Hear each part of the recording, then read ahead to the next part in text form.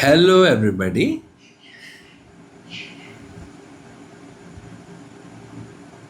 Welcome in my channel Teach Well Education Meditating Success. This is the third lecture in the chapter Patriotism in the Unit 1 for the subject of English in the class 10th of the Chhattisgarh board. Chhattisgarh board के 10वीं class के अंग्रेजी subject के पहला unit के पहला chapter reading ए में यह तीसरा वीडियो हो जावत हवे। पिछले के दो वीडियो में मैं कुछ कुछ बहुत इंटरेस्टिंग बात ला जरूर बताए हम। आशा है प्यारे बच्चों कि आप मन लोग पसंद आए हो ही, समझ में इस हो ही। ता dear students, how was your school day? Do tell me in the comment box. आज का दिन आपका स्कूल में कैसा बीता? टीचर्स से आपने क्या सीखा? फ्रेंड सर्कल में आपने क्या नई बातें जाना और नई बातें बताया? कोशिश कीजिए कि ओवरऑल 2-3 लाइन में आपका डे कैसा रहा वो कमेंट बॉक्स में बताने का। एक अच्छा कम्युनिकेशन का सिस्टम डेवलप हो सकता है जिसके सहारे हम कुछ बेहतरीन चीज़ें डिस्कवर कर सकते हैं। जैसा कि मेरा इस टीचिंग के ऑब्जेक्टिव्स में ये शामिल है कि आपको एक बेटर लाइफस्टाइल की तरफ मैं हेल्प कर सकूं आगे बढ़ने में। So this is my aim through this teaching that you could find a better path for your progress in life. So without wasting time, today I will be starting from this paragraph. So let's get started. As a mark of respect to the national anthem, and unfortunately, I was the only one to do so. Your father continued to read the paper, and your mother went on with her conversation on the phone. देखिए यहाँ पर बहुत अच्छे से समझने वाली बात है बच्चों कि पेट्रियटिज्म के इस चैप्टर में बताया जा रहा है कि जब 26 जनवरी के बाद 26 जनवरी के दिन 26 जनवरी के इवेंट के बाद एक ट्यून बजा जो कि था नेशनल एंथम, तब सिर्फ नाना जी खड़ा हुए उसके रेस्पेक्ट में। पिताजी न्यूज़पेपर ही पढ़ रहे थे और मम्मी अपने फ़ोन में ही बात कर रही थी, वे लोग खड़ा नहीं हुए। तो यहाँ पर पिताजी और माताजी को, फादर और मदर को एक ट्रेडिशनल सोसाइटी के मेंबर या ट्रेडिशनल पर्सन की तरह दिखाया गया है। एक जैसा कि क्लासिक, जैसा कि बना बुनाया इमेज रहता है कि पिता अक्सर क्या करते हैं, देश दुनिया का खबर न्यूज़ चैनल या न्यूज़ पेपर में बिज़ी रहते हैं, और अक्सर लेडीज़ क्या करते हैं घर की, या फिर मम्मियाँ क्या करती हैं कि वो फ़ोन में किसी न किसी से बात करते रहते हैं या किचन में रहते हैं। तो वही इमेज यहाँ पर भी बताया गया है कि उन्होंने ज़रूरी नहीं समझा नेशनल एंथम के रेस्पेक्ट के लिए खड़ा होना। They did not find it necessary to stand up for the respect of national anthem while it was playing. So this thing usually happened in the cinema halls also. Conversation on the phone. Earlier in the cinema halls, at the end of the movie, the national anthem was played. But it was found that the people used to leave the hall midway, laughing, shouting, and creating a racket. ऐसा पाया गया कि पहले जब cinema hall में movie के बाद national anthem play होता था तो लोग जो है उसका रेस्पेक्ट नहीं करते थे, वो हो हल्ला शोर शराबा करते हुए बाहर निकल जाते थे या खड़े नहीं होते थे। रैकेट का यहाँ पर मतलब है शोर शराबा करना और डिसरेस्पेक्ट करके ग्रुप में बाहर निकल जाना, जैसे कि मेला ठेला में होता है। You must be imagine what is the situation after a movie gets over. आप जरूर इस सिचुएशन को इमेजिन कर सकते हैं कि जब एक मूवी ख़त्म हो जाता है सिनेमा हॉल में तो यूजुअली लोगों का बिहेवियर क्या रहता है। सबसे पहली चीज़ जो उनके लिए स्ट्रगल का बात रहता है कि जल्दी से जल्दी उनको सिनेमा हॉल से बाहर निकलना होता है भीड़ को चीरते हुए। So it was found in there also. The government then decided to stop the playing of the national anthem. इसलिए सरकार ने सोचा कि सिनेमा हॉल में अब नेशनल एंथम प्ले करना रोक देना चाहिए। कमेंट बॉक्स में बताइए कि आपका क्या ओपिनियन है। क्या लोगों के इनडिसिप्लिन और डिसरेस्पेक्ट के कारण नेशनल एंथम के प्ले को रोक देना सही था, या फिर सिनेमा हॉल्स में एक पुलिस वाला या सिक्योरिटी गार्ड रख देना चाहिए जो मूवी ख़त्म होने के बाद अच्छे से निगरानी रख सके कि लोग जो है नेशनल एंथम के लिए सही तरीके से खड़े हो रहे हैं या नहीं।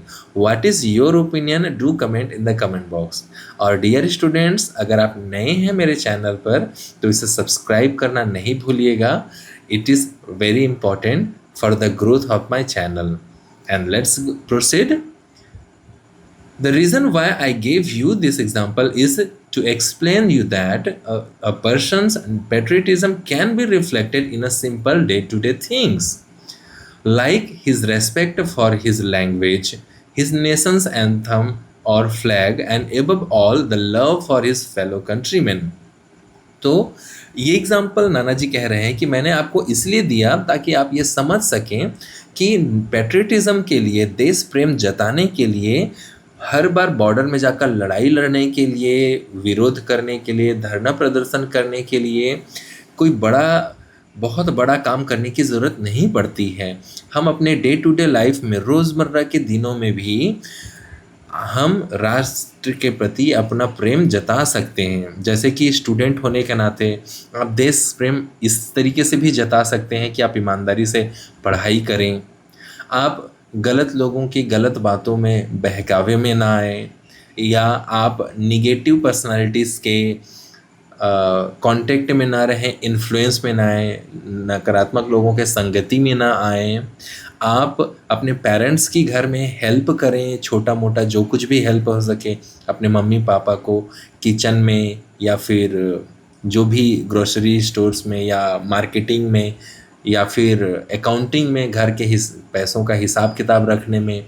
आप इस तरीके से भी अपने फैमिली को सपोर्ट करके, अपने नेबर्स और लोकेलिटी के लोगों को सपोर्ट करके, अपने जो घर में अगर बड़े बुज़ुर्ग होंगे, अगर if you have aged people in your home, you can help them and this would also be a help to the nation. क्योंकि आप अपने घर में अगर बड़े बुज़ुर्ग हैं, डेली सोने से पहले आप उनका पैर दबाते हैं, उनके दवाई गोली का ख्याल रखते हैं, तो दरअसल देश जो बुज़ुर्गों के स्वास्थ्य को बेहतर बनाए रखने के लिए जो एफर्ट करती है, उसमें आप कंट्रीब्यूशन कर रहे हैं। तो ये बहुत बड़ी बात होती है। और ultimately we help in the creation of a healthy society, and healthy society creates a healthy nation, और एक हेल्दी सोसाइटी ही एक हेल्दी नेशन बनाता है। सो नाना जी, I still don't understand. I thought patriotism was all about dying for one's country or making a big sacrifice. लेकिन अजीत ने कहा कि नाना जी, मैं तो अब भी नहीं समझा कि पेट्रियटिज्म क्या होता है। मुझे तो अभी भी लग रहा है कि देश के लिए कुर्बानी देना, कोई बड़ा काम करना ही शायद पेट्रियटिज्म होता है, देश प्रेम होता है। Yes, बेटा, you are right. It is about big things, but also little ones too. ये बड़ी चीज़ों के बारे में तो है ही, लेकिन छोटी छोटी चीज़ों के बारे में भी है। And remember, it is not the battlefield alone which produce patriots.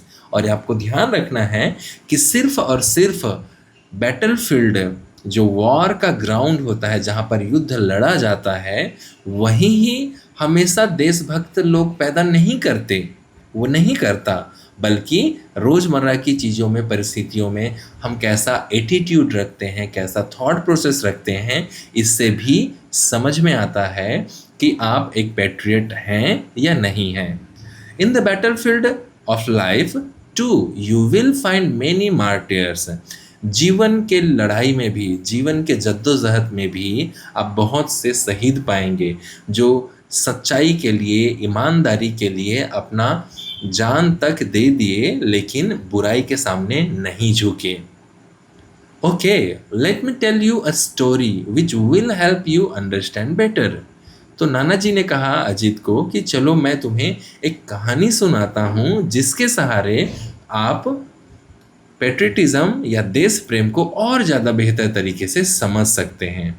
And trust me dear students, this story is what will open your eyes. और ये स्टोरी इतना पावरफुल है जो आपकी आंखें खोल देंगी और डेफिनेटली आपको एक बहुत गहरी अंडरस्टैंडिंग देने वाली है। So hope you are ready for the story. Who don't like a story? Tell me in the comment box if you don't like a story, and if you like, say yes I like the story.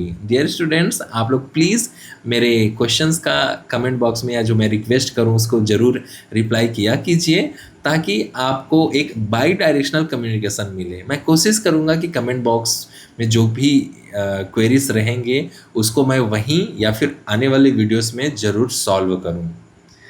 So the same thing happened here also. Ajit and Naina likes stories. Naina और अजीत को भी stories बहुत पसंद हैं। That's why they showed their excitement by saying yahoo nana ji tell me a story about dragons and dinosaurs, shouted Ajit. लेकिन अजीत ने कहा कि नाना जी मुझे ड्रैगन्स, डायनासोर्स, ऐसी जादुई दुनिया वाली स्टोरी सुनाओ। No no Ajit, I'll tell you a story about real people and their real problems.